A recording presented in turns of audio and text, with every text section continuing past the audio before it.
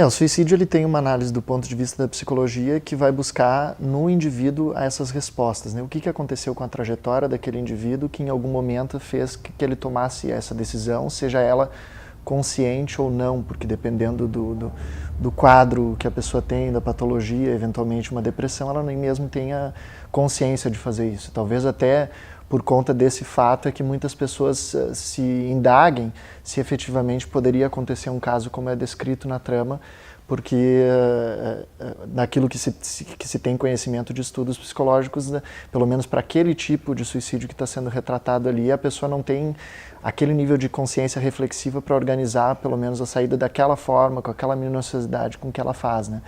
Mas me parece que daí, no caso, como a sociologia vai analisar esse fenômeno, ela vai buscar isso do ponto de vista dos condicionantes sociais. Quais são os condicionantes sociais que podem influenciar as pessoas a tirar a própria vida? Há um estudo clássico, inclusive, que eu cheguei a trazer para vocês aqui uma obra, né, na realidade, do Durkheim. Esse aqui é um comentador.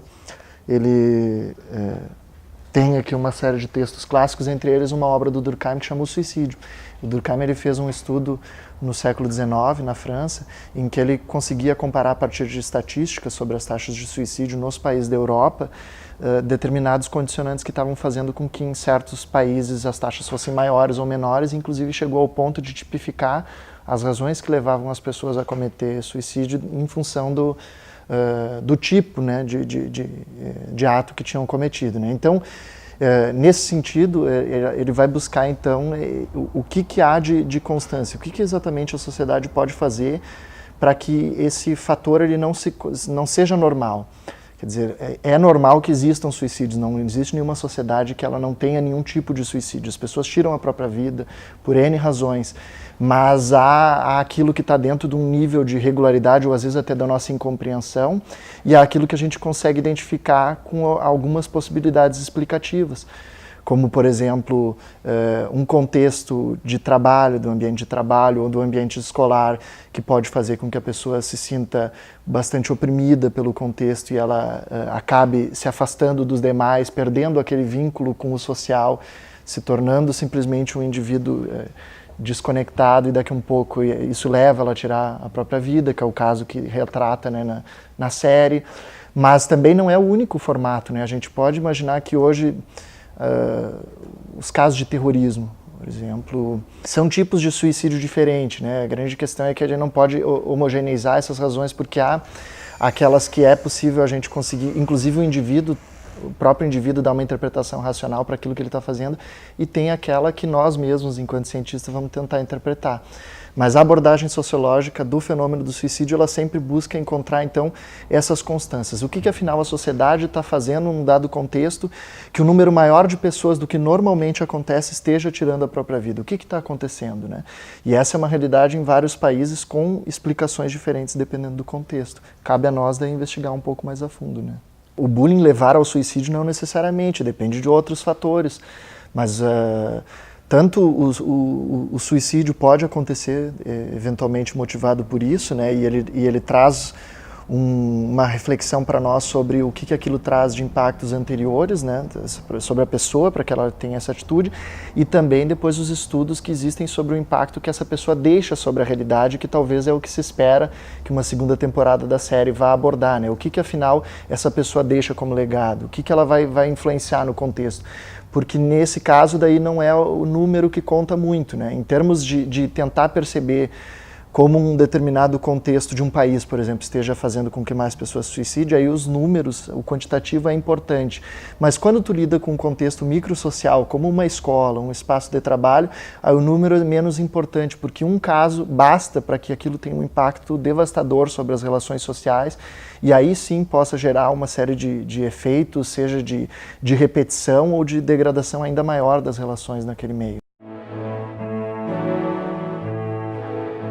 Eu deixaria mais livre. Eu acho que as pessoas, certamente se a pessoa não tiver num estado pessoal, psicológico, legal, não se sinta legal, na dúvida, eu recomendaria não assistir. Mas acho que se a pessoa ela estiver disposta a tentar se dar conta desse fenômeno e ver ele por um outro estímulo que não seja só aquilo que a gente sabe em termos de leituras acadêmicas ou outras, eventualmente aquilo que se noticia, eu acho que é importante. Inclusive porque a gente está vendo um fenômeno que nem sempre ele é retratado, e aí a mídia em especial ela tem um papel, né? Quando ela vai, aparentemente para as pessoas parece que o suicídio ele é um tema banal, um tema que é privilégio de certas classes sociais, de sujeitos, daqui um pouco de sucesso, como normalmente é aquilo que, inclusive, os códigos de ética do jornalismo permitem, né? Quando é uma pessoa de notoriedade, que aquilo tenha se noticiado. E aí eu acho que é o mérito que justamente a série traz, que ela traz outros casos, né? Outros casos de suicídio que não são só aquilo que os códigos do jornalismo permitem que sejam noticiados. E isso mostra para nós que é um fenômeno que não é de menor importância, que não dá para subestimar, que não é só privilégio de quem é rico, famoso, ter depressão ou eventualmente até tirar a própria vida. Essas coisas estão acontecendo cotidianamente, só que a gente pouco conhece sobre isso. Então esse mérito eu acho que a série já tem. Ao trazer esse debate para a sociedade, ela já tem esse mérito inegável, e para mim isso supera qualquer um de outros deméritos, né, que ela possa ter. Eu recomendaria só que a gente evitasse as análises excessivamente individualizantes. A questão da culpa, né? As pessoas têm uma tendência a culpabilizar os indivíduos. Então, quando olha para a série, a culpa é de alguém. A gente precisa encontrar responsáveis. Só que dificilmente a gente analisa essas responsabilidades de uma maneira difusa, complexa, a partir das estruturas que podem gerar fenômenos como esse. Normalmente a gente atribui a responsabilidade a um indivíduo específico. E talvez esse seja aquilo que nas entrelinhas a série deixa mal, do meu ponto de vista, é tentar buscar responsabilidade em alguém. Foi uma das 13 razões que levou a Hannah a cometer suicídio. E isso me parece que o fenômeno é muito mais complexo do que simplesmente buscar atribuição. Então, ou a culpa é de um indivíduo que fez isso com a Hannah, ou às vezes a pessoa ainda atribui a responsabilidade para o próprio suicida, né? Então a culpa foi da Hannah porque ela não aguentou, né? Não teve aquela capacidade de aguentar todas essas privações. Afinal, todo mundo consegue, por que ela não conseguiu?